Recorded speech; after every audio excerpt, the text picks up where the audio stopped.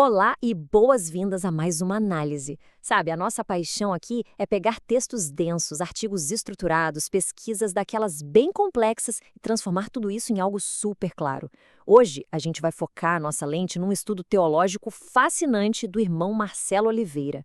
Ele analisa os versículos de 29 a 34 do primeiro capítulo do Evangelho de João. Mas olha, é importante deixar bem claro desde já.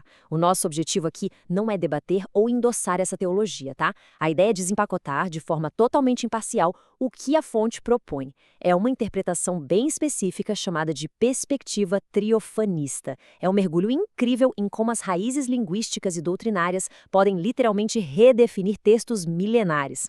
Vamos lá? O nosso roteiro de hoje vai seguir uma jornada bem progressiva. Primeiro, o encontro no Jordão. Segundo, a pré-existência do Messias. Terceiro, água, espírito e revelação. Quarto, a perspectiva teofanista em si. E, por fim, o número 5, o Filho de Deus. Então, vamos direto ao ponto. Parte 1. O encontro no Jordão. O nosso foco aqui cai com tudo no versículo 29. Imaginem só a cena. Tem aquela multidão toda ao redor do rio, e aí João Batista solta uma declaração de cair o queixo quando vê um homem se aproximando. Ele não só aponta para a pessoa, mas já lança de cara um mistério profundo, usando palavras que tinham um peso cultural gigantesco para o povo daquela época. Para a gente entender bem esse peso, a gente precisa olhar lá para a raiz grega da palavra usada para cordeiro, que é âmonos. O autor do estudo mostra que essa escolha de palavras liga diretamente à figura que está chegando com a tradição do Antigo Testamento, mais especificamente com o cordeiro pascal. Não era só um animalzinho qualquer, era o grande símbolo de sacrifício, de inocência e de pureza. E detalhe, o sacrifício desse cordeiro tem um alvo bem específico. Quando a gente analisa a palavra grega cosmos, que é traduzida como mundo, notamos uma coisa vital. O estudo destaca que, ao dizer que esse cordeiro remove o pecado do mundo, o texto está indicando uma salvação universal. Não é um rito fechado para um povo só, mas uma ação de resgate que abraça a humanidade inteira. Ou aquele sistema humano que estava afastado do divino, sabe? Isso cria um contraste sensacional. De um lado, a gente tem aquele sentido literal e histórico do sacrifício animal que aconteceu o tempo todo. Do outro, temos a metáfora teológica de um sacrifício único, perfeito e definitivo que substitui todos os outros e assume os erros da humanidade. Muito bem, avançando para a parte 2, a pré-existência do Messias. E versículo 30 traz um paradoxo muito curioso sobre tempo e existência. Pensa bem, em termos terrenos, puramente cronológicos, João Batista era mais velho e já tinha começado o ministério dele de batismo antes. Então, como é que alguém que vem depois poderia existir antes? Quebra-cabeça, né? A resposta para isso está lá no grego, nas palavras protos ou proteros. A análise argumenta que João não está falando de idade humana, de certidão de nascimento, mas está apontando para uma pré-existência eterna. Essa raiz linguística está ali para confirmar a existência contínua e divina dessa figura, muito antes do nascimento físico dele. E para amarrar esse conceito de divindade eterna, o autor cruza esse versículo com outras partes da Bíblia.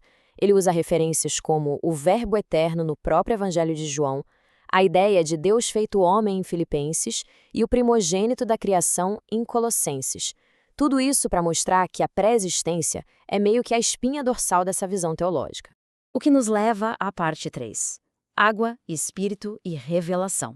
Agora as coisas mudam de figura. O versículo 32 é o ponto de virada, porque sai das declarações faladas e vai para os sinais visíveis, sobrenaturais mesmo. João relata uma revelação progressiva que ele viu com os próprios olhos. Não foi um palpite ou algo que ele leu, foi um evento visual onde o sobrenatural meio que invade o mundo natural. A palavra-chave aqui é pneuma. É um termo grego que mistura a ideia de vento, de sopro de vida e presença divina. E olha que interessante, o estudo mostra que a descida como uma pomba é interpretada como um símbolo super forte de pureza, paz e uma unção contínua. Tanto é que o texto faz questão de frisar que o Espírito permaneceu sobre ele. E o que é absolutamente crucial entender aqui é a diferença clara entre essas duas missões. O batismo com água de João é descrito só como rito simbólico, externo, uma preparação. Em total contraste, o batismo com o Espírito Santo não é um rito, mas um ato de regeneração interna, que traz vida espiritual e poder divino de verdade. Certo? Chegamos à parte 4. a perspectiva triofanista. Mas afinal, o que é que a lente triofanista revela? Como é que essa doutrina bem específica enxerga tudo isso que aconteceu no Rio Jordão? É aqui que o estudo dá uma guinada e sai daquelas interpretações mais tradicionais que a gente costuma ouvir, propondo uma visão radicalmente diferente sobre o que estava rolando ali. A visão triofanista sugere um negócio surpreendente. Ela diz que não estamos vendo entidades ou pessoas separadas agindo ao mesmo tempo. O argumento é que o Pai, o Filho e o Espírito Santo são, na verdade, manifestações, algumas metafísicas, outras físicas, de um único e mesmo Espírito Divino. É a mesma essência operando de 3 formas diferentes ali no Jordão. Só para deixar isso absolutamente claro, com base na tese do autor, no trifonanismo, a relação pai e filho não é literal, de pessoas diferentes. A figura humana ali na água seria o próprio Espírito Criador, onipresente que assumiu um corpo físico. Percebem como isso reestrutura toda aquela visão tradicional das relações divinas? É uma verdadeira mudança de paradigma. E, finalmente, parte 5, o Filho de Deus. Chegamos ao grande clímax no versículo 34. Depois de ouvir a promessa, ver aquele sinal visível do Espírito e processar a revelação, a conclusão de João no texto é definitiva. Ele viu tudo e agora declara publicamente esse título. E como é que a gente interpreta esse título super importante, Filho de Deus, depois de tudo que vimos? Bom, dentro da ótica trifanista, Filho de Deus não significa uma relação comum de pai e filho. O estudo lê isso como a expressão linguística usada para designar o próprio Espírito Eterno, tomando forma física e habitando a criação.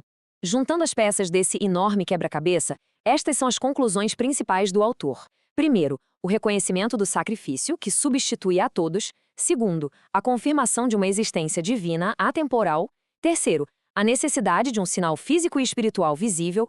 E quarto, a leitura de todo esse cenário através da tal unidade triunfânica, sem dividir a divindade em pessoas distintas.